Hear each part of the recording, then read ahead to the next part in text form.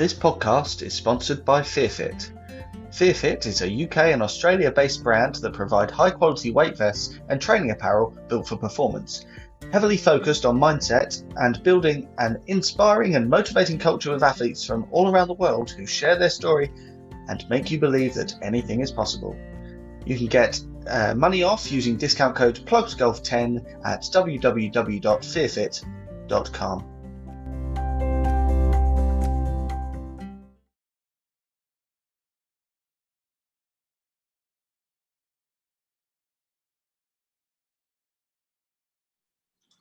We are back.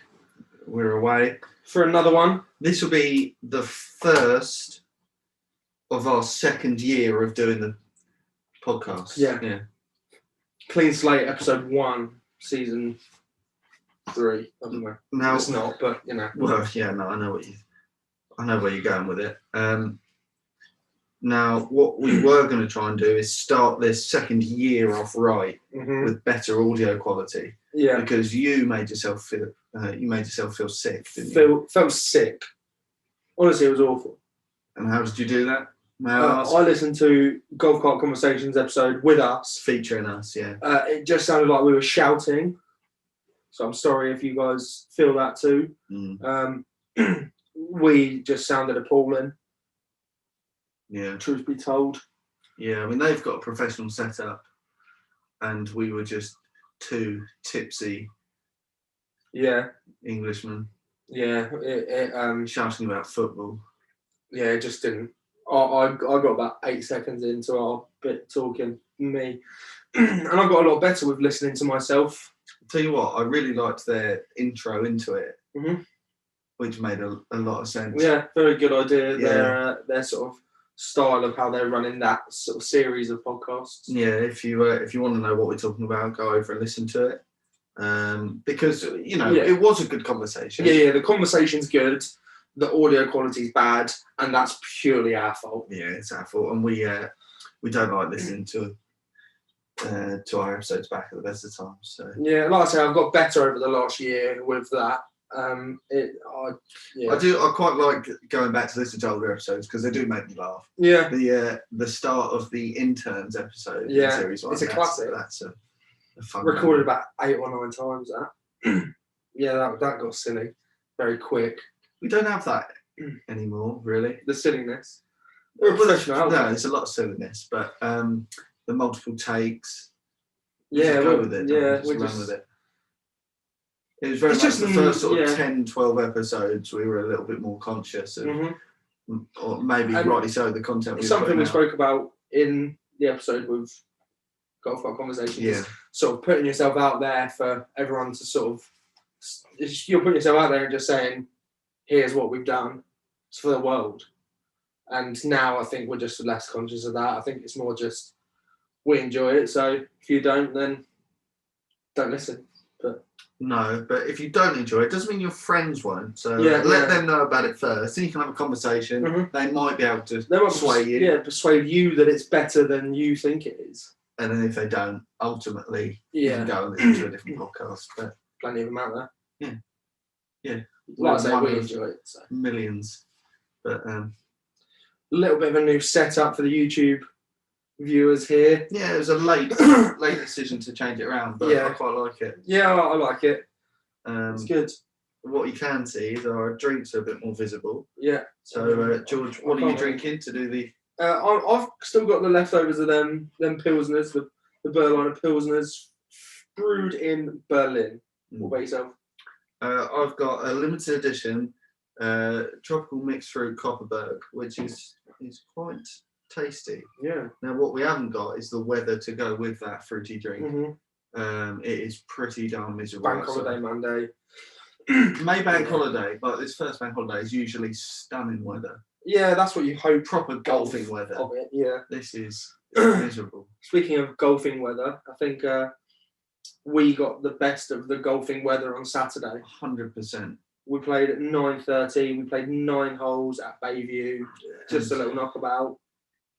Yeah, it was nothing serious, was it? I mean, I can tell it from my first tee shot. It was. We knew that going in. Yeah, it was what it was. I enjoyed it. So did I. Don't get me wrong. I said to Kat as we were walking up the 9th, after a pretty wretched round from both of us, to be fair. So after the first hole, I birdied the first hole. And I said to Callum, I very, very nearly said to him, I think I can go round in under par today. Because I thought I'd be able to get at least par on every other hole. And I didn't. I really didn't. No. Next shot, straight into the bushes. That's easily done. Mm-hmm. A good player should be able to go around there easily shooting pars, especially when you look at the holes for what they are. Mm-hmm. And I don't know why we can't do anything remotely close to mm-hmm. it. Do you know what I mean? It like you say that after the first hole, and you played the first hole very well. Yeah. But then there was no excuse on, I tell you what, you weren't helped with a bounce on some shots. You were striking the ball nicely. Yeah. It was the third. The third was the one. Really nice tee shot. Sort of going straight for the green, and the first bounce, it just kicked right, went straight in the bush. It didn't go into the bush. I was able to find it, but it was like. And you say kicked right, like it just went sort of right. It literally bounced right. Yeah, just like, horizontally. Yeah. Across. There was no sort of forward motion on the bounce. So I suppose you weren't helped with that, and you'll find a fairway, but you're not rewarded from it, I guess. Yeah.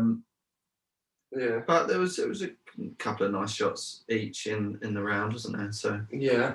Lots of stuff to work on, but we knew that anyway. So I'd like to go back there in a couple of weeks' time again. It's the sort of thing that you could do, I think, like once a month, once every 6 weeks, and just. Especially if you do go away and work on things and obviously play elsewhere, but then you come back and then you can really sort of look at if you've improved. Yeah, I definitely. Because that course is all about consistency. If you consistently hit the ball straight, and you're consistently putting okay, then it's literally fine. There's no reason why you shouldn't be there or thereabouts with par. It's a good little course for what it is. It's really good. So yeah, definitely. And then what we tried to do after that was fix this audio quality by getting some new microphones. We were going to buy new microphones. We'd committed to it. Yeah, we'd made the decision, and we wanted to collect them there and then. Mm-hmm. We weren't able to, and thus we haven't done it. 48 hours later. More time got away and things happened. It just never happened, basically. We also decided against recording this from your new car. Mainly just logistics. It will happen. I think it will. I tell you what, on the way to Wales, the Celtic Manor, I think that'll be. Because we'll be in the car for like 3.5, 4 hours together. So that'll be Instagram live stream. There'll be a live stream. I think maybe even for something for the patrons specifically as well in there. So again, that weekend's gonna be packed full of patron content. If you want to head over there, this episode has obviously been made possible by our 2 patrons. Still only 2. Come on, guys, what's going on? Yeah. We could have improved this audio quality long before this, and then you wouldn't have to stop me listening. I know you're now not listening, so you don't know we're saying this. But no, I mean, if everyone was to send us £1, £1 a month, £12 a year to them, but that £12, if we're getting 10 of them, if we get £12 a year, then that's one microphone paid for. Yeah, done. Bish bash bosh, out the building, and then we can look at cameras and we need to improve the camera for YouTube as well. We need to improve the YouTube content, really. Mm-hmm. Obviously, with the lockdown lifted. Well, with the lockdown, that's why we decided to upload these episodes to YouTube, so that we have got some content going on there. Mm-hmm. And anyone who wants to or watches their podcast or whatever on YouTube, then it's up there for them. But yeah, no, we want to get some on-course stuff up there. Yeah, definitely. Going to speak to some. We had some ideas the other day when we were playing, didn't we? About some ideas what we could film on course, and there's ideas. There's there's suggestions.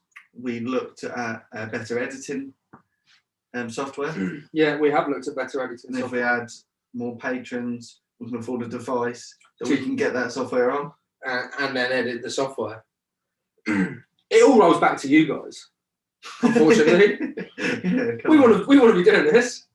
You want it? Or if anyone's looking to for a business investment, think they can use us to make money out of us, then let us know. Well, yeah, I mean, we'll have a conversation for sure. We'll see if it, you know, help me help you. Definitely. That's the 100%. the big time vibes, the long term vibes. Yeah. Did you watch any of the golf? I was just going to ask you that. Didn't watch a second. But with a caveat for you, you've had no internet. No TV. Yes, that's what I was going to say. My Now TV, I watch through my PlayStation, through the internet. I didn't have any internet or didn't use any internet until very late yesterday. And I had to work. I had to do work over the weekend, so I just couldn't. I could have got about an hour and a half in. Like I could have watched the last hour and a half, but I knew I would then just be sat there watching the golf. Yeah, you're not going to be working. Yeah, it's a distraction. So I didn't. I saw that Sam Burns won. Not gonna lie, what was it, a couple of months ago, maybe, where he had it was the Genesis Open, yeah. And he almost won. That was the Finau. That was a Finau Homer. Yeah. Playoff, yeah. Homer was up there again. We were championing Finau that day. But then I was watching Burns. I was like, oh, no, it'd be good, for him to have a first win then. I didn't think it would be long after that till a win. Yeah, and it's a good event for him to have won it. Yeah. So, yeah, I watched a lot of cuts very between little the two, though. Oh, is it? Yeah. At the bigger... on the bigger stage. Yeah. I think I saw the graphic yesterday that Sky Sports had put up. So that win confirms his tour card for the 2022-23 season. So the end of 2023 season, basically, his tour card is valid till with that win. So that's like a lot of the weight off of sort of players like that shoulders. So he hasn't got to sort of worry about that. Yeah. He's now going to be playing in the PGA Championships in a couple of weeks' time. At his first major. I said in our Instagram post that it's the first of many. I think so. Yeah, he's a good player. Yeah, honestly, very good. And he made a great birdie on the 16th to go 18 under, while Keegan Bradley made bogey and went to 14 under. And it was very much like, well, that's it. He's got to make bogey on the 17th, and Keegan Bradley's got to be making at least a birdie, if not hole in one sort of vibes. And to be fair to Keegan Bradley, he put it really close, but then missed the putt for the birdie. So sort of by the time it was like the 18th tee, it was done. I sort of watched literally the last 4 holes Saturday and yesterday, and yeah, the pair of them, good golfers. Yeah, obviously you got to be out there, but yeah, Keegan Bradley's putting really let him down actually, and it's a shame, but that's what it comes down to sometimes. But yeah, got to be strong in every department. Yeah, to win at that level. I think he was top of the strokes gained statistics, tee to green for the week, and mid-table, bottom mid-table for putting, strokes gained for the week. So honestly, his putting just really let him down. You have to tie it all together, don't you? And that's for 4 days, which is the big thing. Yeah. Have you got plans golfing wise this week? Playing on Saturday. I got offered to play this morning, but I'd work, so it was very much. I got a text at 7:25. Are you awake? Do you want to come play golf? I said no, I've got work. And that was that. Michael Honeywood, friend of the pod. Guest, yeah. Yeah. Fair enough. You've got things to work on, haven't you? Yeah. and they seem to be. I went to the driving range on Friday after work, and sort of worked on what I worked on in my lesson. And I said to Cal, I was literally striping. Like I was just sort of warmed up for the first 5 minutes, hit a few sort of 7-irons and stuff, hit a few wedges just to sort of get loose. And then just sort of worked up through the bag. So I went 7-irons, and then I started hitting some 5-irons, started hitting some hybrids just to sort of like get the longer club feel, and then started hitting driver. And honestly, I think I've solved it. I'm not saying I have, but I was hitting it really well at the driving range. So good. I probably won't go to the driving range now I probably won't play anything until Saturday. If I do get a chance, I might try and go this week after work at some point, but unconfirmed as of yet. But yeah, we'll see on Saturday. I'll report back next week. Yeah, watch this space for George's improvements. Let's hope so. It's a lot of turning my hands rather than just sort of hitting through the ball, so that's been helping a lot. Okay, good. But we'll see. Good. I guess we've got a good episode today, I think. Yeah, I've been lucky to be able to sort of push this through quite late notice. Yeah, I think I'll leave that. You'll know who it is from the title of the episode. I don't want to say too much. Yeah, we haven't spoken to her yet. We are recording now. As of now, we've not spoken to her yet. Yeah. We're going to be speaking to her in a matter of moments. No, she seems to be a talented lady. So yeah, I was watching some of her videos on Instagram, and her swing was unreal. And I bet her sound quality is going to be much better than ours as well. Yeah, almost certainly. So yeah, let's leave it there, and we'll report back after the episode, after the interview. Yeah. So welcome down, guys. We're here with Rachael McQueen. Would you just like to start with letting us know who you are, what you do?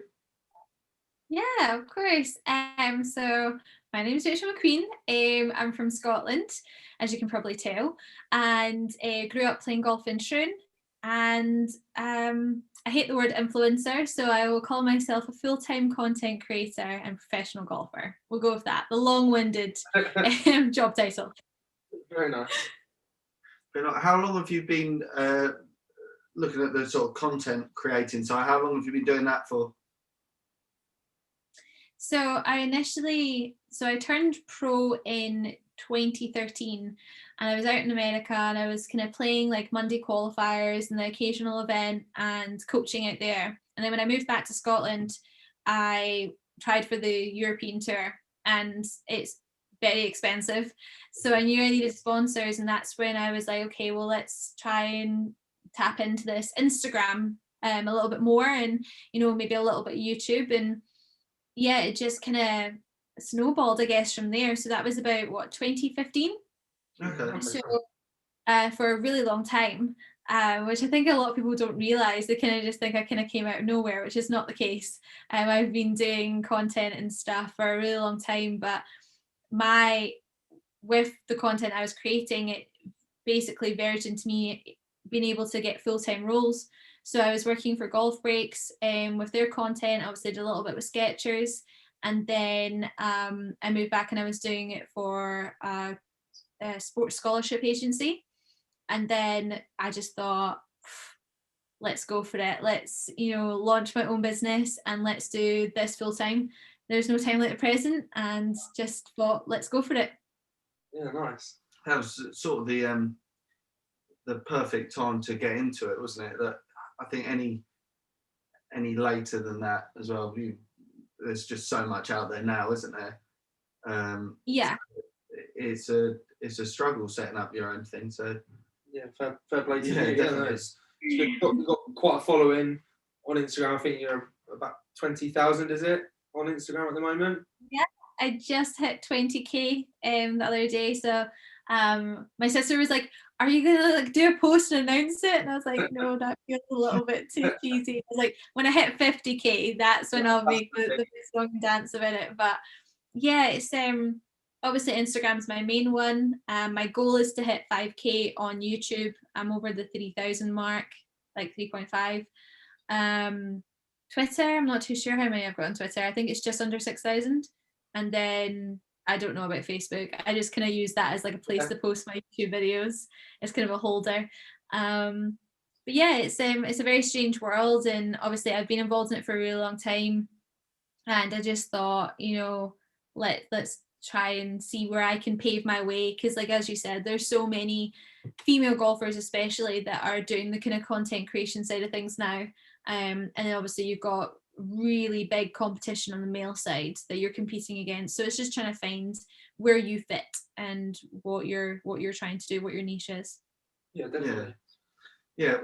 So golf wise, how did you sort of, what age did you get into it? How did you sort of find golf as your sport, and yeah, how did that happen? So that's it's a strange one. I didn't start playing till I was 14. I was really late to the sport. I've always been sporty all through school, so like athletics and field hockey and anything really. And the Open came to Troon in 2004, and there was a bunch of initiatives in place to try and get kids playing golf. And I got involved in a couple of them. And then I said to my grandpa, I was like, this is fun. I could see myself really getting into this. Next minute, he had me in lessons, and I was signed up to a golf club, and I had a handicap, and then so it was really the Open and my grandpa that really got me into it. And then I just became completely addicted, and golf really took over my life and probably some of my schoolwork, which is not encouraged. And within 4 years, I was off scratch and playing for Scotland. So I think that you can understand the schoolwork kind of took a back seat while I was playing far too much golf, but I don't regret it for a minute. Yeah, no, that's to go from sort of nothing, like you say, at 14 or whatever, and then in 4 years to be able to be playing for Scotland. That's amazing. That's really good. Was there any sort of skills that you could sort of see that you had in hockey, for example, that gave you not a head start, but you're in a good position to start golf at that point? Yeah, 100%. So obviously I already had that hand-eye coordination down because of field hockey. Obviously the ball's moving in field hockey, so a lot nicer in golf that it's kind of static. I think the weight transfer, already had that down because of hockey. Obviously very different swings, so that was a difficulty when I was still playing both. So when I first started playing, I was like, golf was my summer, and then my winter was field hockey, so there was adjustments there. But definitely, like, just having the athleticism and the flexibility that I needed to be able to hit a golf ball definitely helped, and I got that from field hockey and the other sports that I played. I think I just had that competitive nature as well, just ingrained, and that's kind of what I think pushed me to the next level. Yeah, nice. So you say you turned professional. How old were you when you turned professional, and what handicap were you at that point? So I was still a scratch, because I did the whole America scholarship dream. So I went out to America, and then I turned pro, and I was 22. Okay, nice. So when you were out in America, you say you were sort of doing the Monday qualifiers and then playing in the occasional competition. What sort of tour or what competitions were they? So it was like state opens. So a lot of the state opens in America were for females anyway. It was top amateurs and pros. So there's a little bit of money in those. And then LPGA Monday qualifiers. And then the odd, like, I can't remember what the tour was called at the time, but it was basically their kind of Symetra tour. Just trying to get into the qualifiers for that. But it was pretty difficult out there, as you can imagine. The standard is so high, and a Monday qualifier, you could be competing against 4 people one week and then 80 people the next, and it's only for 2 spots usually, and all it takes is for 2 girls to shoot 65 and you're out of it. So highly competitive, but absolutely loved my time in America, and I was coaching kids and growing the game, and just seeing them fall in love with the sport that I love so much as well was amazing. So I had that on the back burner, which is brilliant. Yeah. We last week we had sort of special episode where we took questions from all of our previous guests, answered them, and one sort of come through that was, if you could make any changes to the way sort of golf clubs and courses are run, what change would you make? But the one I sort of want to sort of look at was, what do you think could be done to make it easier or get more juniors and female juniors into the sport? So the big thing that I noticed in America that differed from us here in the UK was the clothing restrictions that we have here, so attire and what you can and cannot wear on the golf course. I was obviously at a very interesting facility, so it was a 9-hole par 3, really junior driven. There was no, you had to have a collared shirt. There was no girls can't wear leggings. There was the restrictions where as long as you're not wearing like a football shirt or something ridiculous, then you're absolutely fine. And I think that made it more just appealing for juniors, and I think more accessible as well.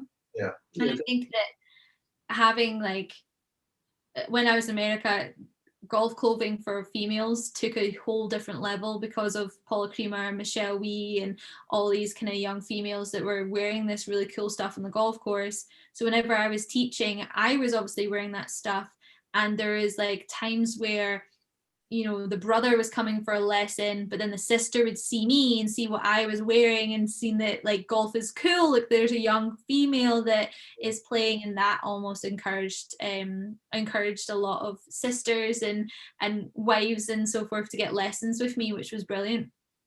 The interesting thing I sort of take from that is me and George both work in golf retail, mainly golf clothing. We're part of the customer services team at golfbase.co.uk, and I would say it's a struggle to stock and sell ladies' clothing and juniors' clothing successfully. Yeah. It's difficult to sort of put your finger on why, because there's definitely a big market out there, but whenever we have had what I would say a decent amount of stock, it just doesn't sell. Do you have any ideas why that might be? Or I think it's because, like, where I would obviously I'm with Adidas now, which is amazing.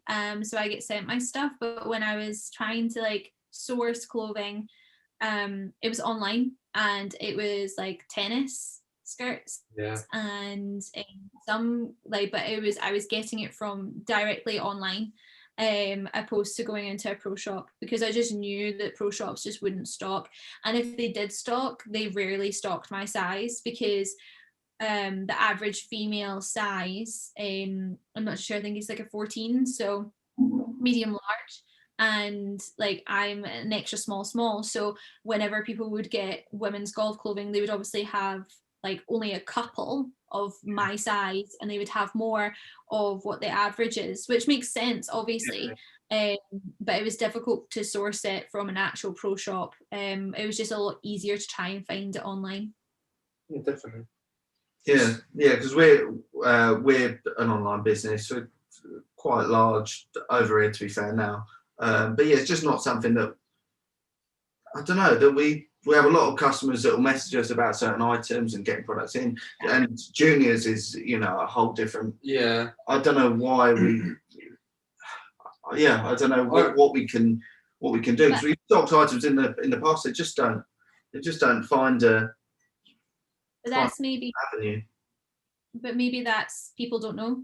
People don't know that they're stocking those items. So it's, how do you make that known and public knowledge through social media, through everything, saying like you've got XYZ in stock? I think that communication is key. Like a lot of the pro shops are getting better at it, but I think that you have to scream and shout about it and really like make your voices heard, because if people don't know it's there, then they're not going to come in, or they're not going to go online, and they're not going to try and source it from there. So it's about pushing. If you're wanting to sell it, then you have to make it work.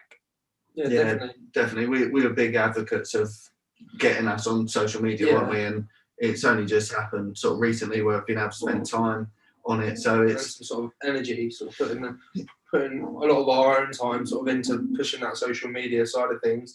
I mean, it sort of coincided with starting up the podcast and sort of being able to just chat to people. And I mean, we both knew the sort of strengths of social media. I mean, obviously, finding people like yourself and different other people that we have spoken to on social media platforms, like, is such a great sort of tool to be able to use. If you can use it correctly, then it's great. I mean, I'm quite interested on who your sort of demographic is. So out of your sort of, I don't know whether you'd even know, like, what your sort of percentage of men to women ratio of followers, what that is. Yeah, absolutely. And there's a lot of people that are in my industry that would probably steer away from it, but I don't think it's any, like, of course my following is majority male, and I think it's like something shocking, like 92% is male.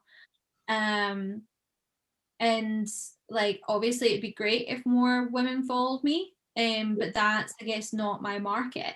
And like, there's, you know, Jazzy Golfer, she does a fantastic job, and she has a lot of juniors and a lot of females that follow her, which is great. And yeah, for mine, and just, I guess I've just been doing the sport for a really long time, and yeah, I've been in a male environment. I've played a male sport for the majority of my life now, so it doesn't upset me that it's male. I think it just comes with being in that industry for the length that I have been. I think the thing is as well, I mean, from looking at my point of view only, sort of at the golf club that I'm at, the percentage of male members to female members is, I mean, the amount of male members is a lot more. I don't know if that's a statistic that sort of carries across the country and across the world. I don't know if it is statistically more men that play golf, and that might be sort of part of the reason. But I mean, one of the reasons we sort of were really excited to speak to you was about sort of we are really interested in sort of pushing and sort of trying to get more women and juniors playing golf. And to be honest, we don't really know where to start, to be honest. I mean, and that was something I was sort of interested in sort of asking you. I mean, what do you do specifically, if at all, to sort of get more women sort of and juniors sort of into golf? So, like, just because my following is majority male, it doesn't mean that I'm not an advocate and I'm not trying to get as many women and as many juniors as playing as I possibly can. It's probably just done more behind the scenes. So when I'm at events, I'm trying to make it like a priority to talk to as many juniors as I possibly can.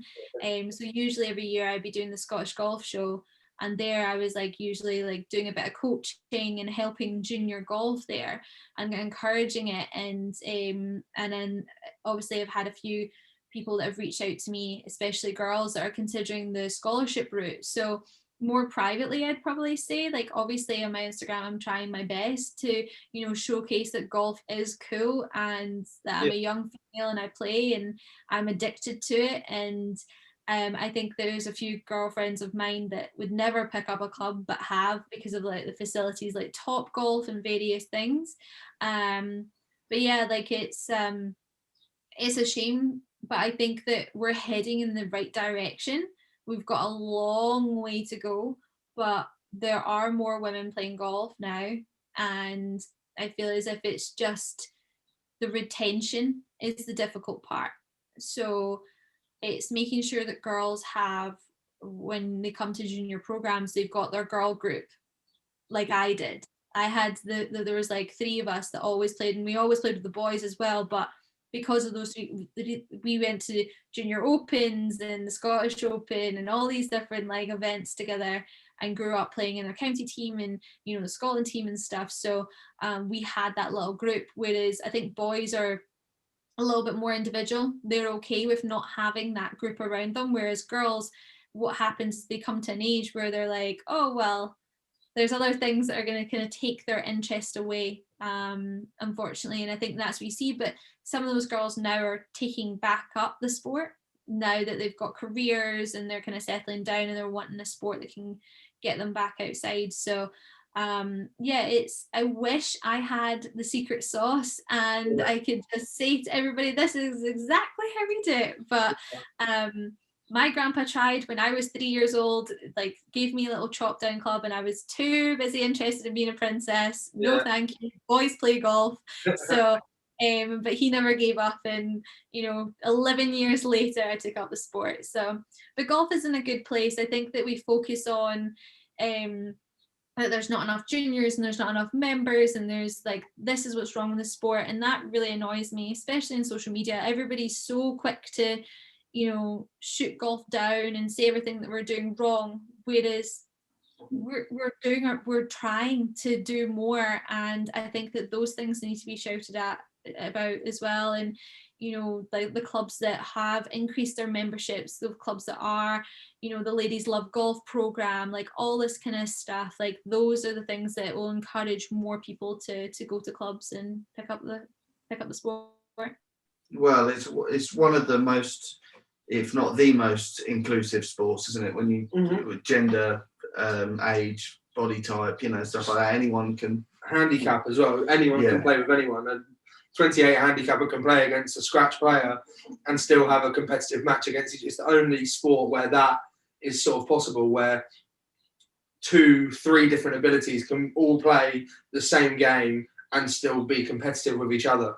And like you say, any sort of height, size, build, anything is so inclusive, and I think more people sort of do need to know about that. But I mean, as I say, we're sort of doing our best, sort of with trying to get as many people playing as we can. We want to encourage as many people playing, because I know we both have the golf bug, and I think everyone sort of that we speak to seems to have it as well. And I think once you sort of get it, it's a really good thing to have. So I mean, we love playing. So and we saw the opportunities, like being a full-time pro is not like, golf can open up so much more than just, I think a lot of people think, oh, if you're going to play golf, you're trying to play on tour. No, that's not the case. Like, there's so many other avenues this sport can give you. Yeah, definitely. You mentioned earlier about sort of Adidas, and I know you have Wilson. Is it Wilson clubs that you get? So how did they sort of come about, and I mean, if there was sort of multiple, what made you choose them two brands specifically? So I've actually thought about doing a YouTube video about this, because I think a lot of people think that Wilson pay me, but they do not. And like, obviously I get free clubs, which is fantastic. I'm not going to complain about that. But how our relationship started was very organically. So they reached out to me, as you do, slid into the DMs and said, hey, we're interested in working with you. At that point, I was using Titleist. I had the AP2s in the bag, and really mixed bag. I had like Callaway Mac Daddies, I had a few other things, and I said to them, I was like, cool, I'll come try the clubs. I'm more than happy to come for a fitting, but if I don't see a change or a significant reason for me to switch, then I'll have to pass. And they were completely understanding. And Duncan, who takes care of all the players, he basically said, look, come to Silvermere, we'll get you on the track, man, we'll do a comparison. And they were kind of showing me the ones that they thought I was going to go for. They thought I was going to go for the CBs because they're quite similar to the AP2s, probably the closest. And they basically gave me the D7s, and I hit it 15 yards further. Okay. AP2s, and my swing speed was up, and trajectory, everything, dispersion was just ticking all the boxes. So I was like, I am sold, like, let's do this. So that's how it kind of started. It wasn't they got in contact, this is how much money we want to pay you. Like, that's not the case, like, at all.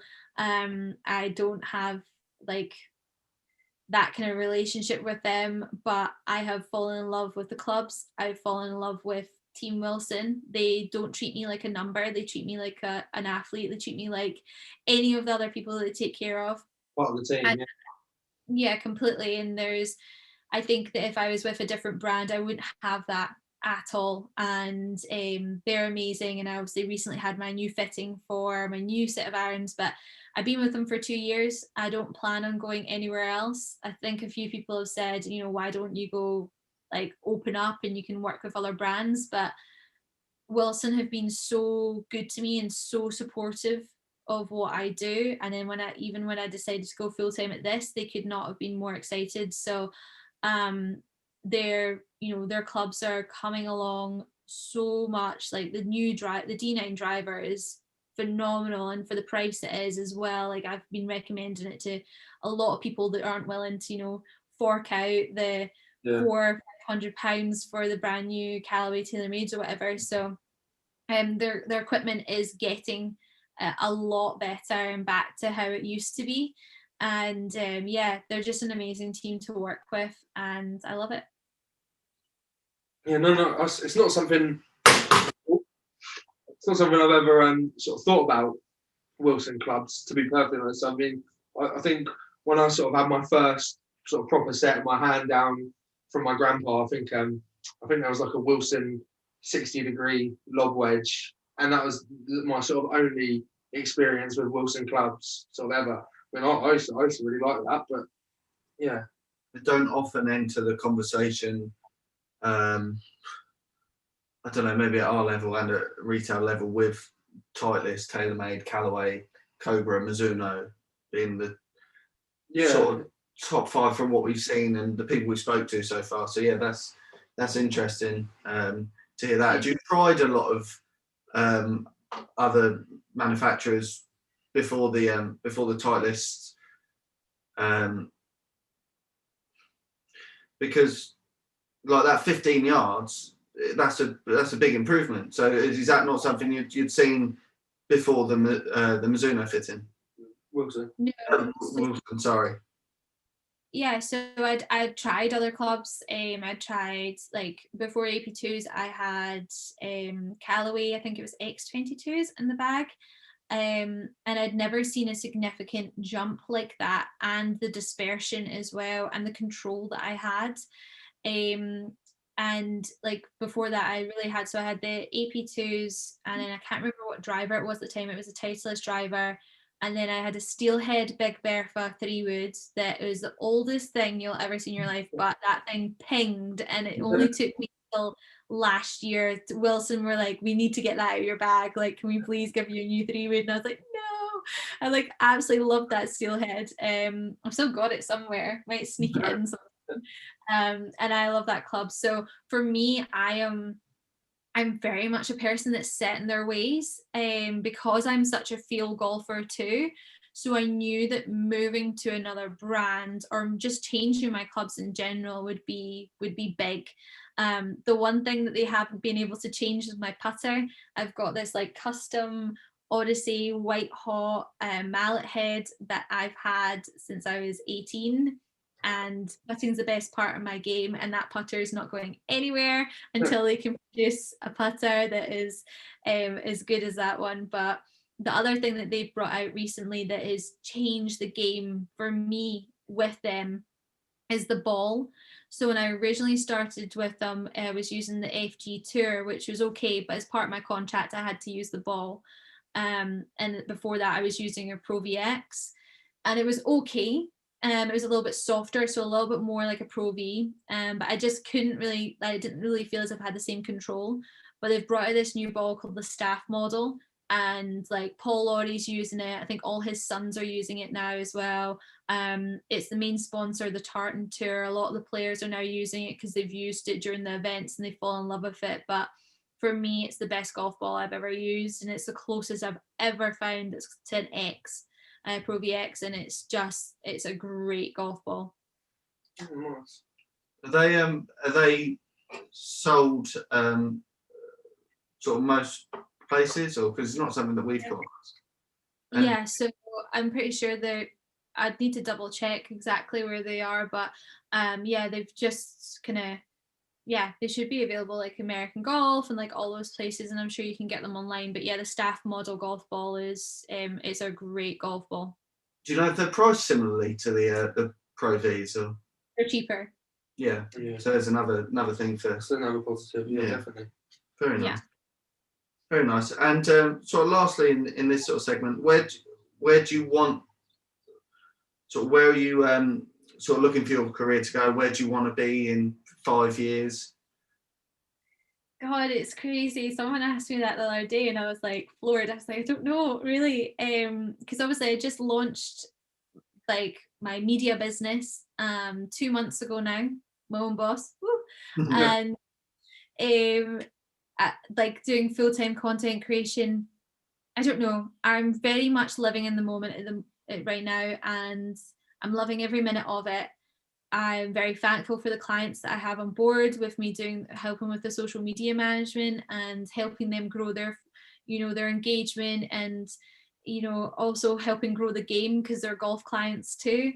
So being involved in that is brilliant. One of the reasons I started that is because I knew that I had a service that I could offer that a lot of people weren't doing.